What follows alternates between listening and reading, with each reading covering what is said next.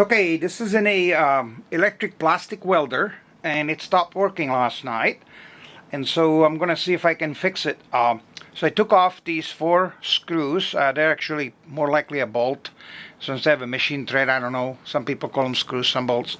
Once you take the 4 screws out, this whole assembly comes out.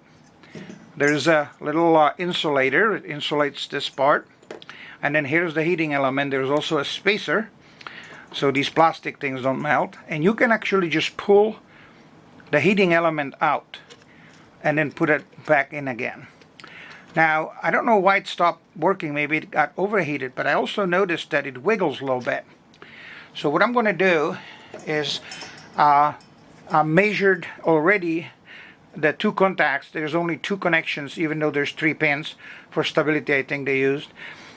And so I just noticed that this was actually loose. This one is tight and this one is loose.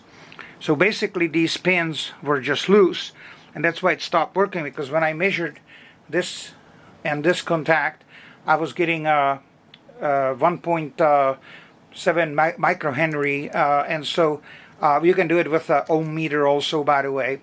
So just tighten up these pins. This one was loose a little bit, but that one doesn't have any connection. No, I'm sorry, that one does. So that's what happened. The vibrations just worked it loose. So just tighten up these. If the wire isn't broke, see my second video when I took the whole thing apart on my other unit, and you'll see how I actually unscrew it from underneath and stuff. Now, one trick how to tighten it up is, you can see these pins have a little slot where you can actually use a screwdriver, but be careful because you can actually spread it too far. But I want to make it a little tighter.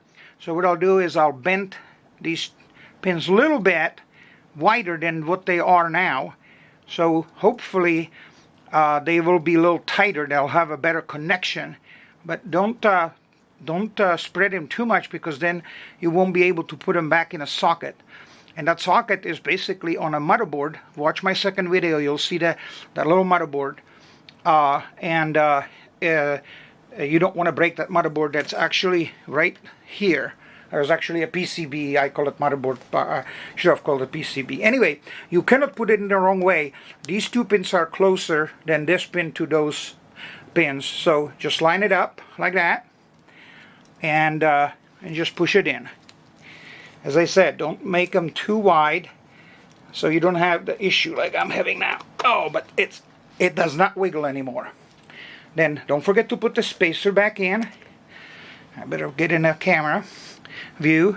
Then goes the second insulator, and then goes the top.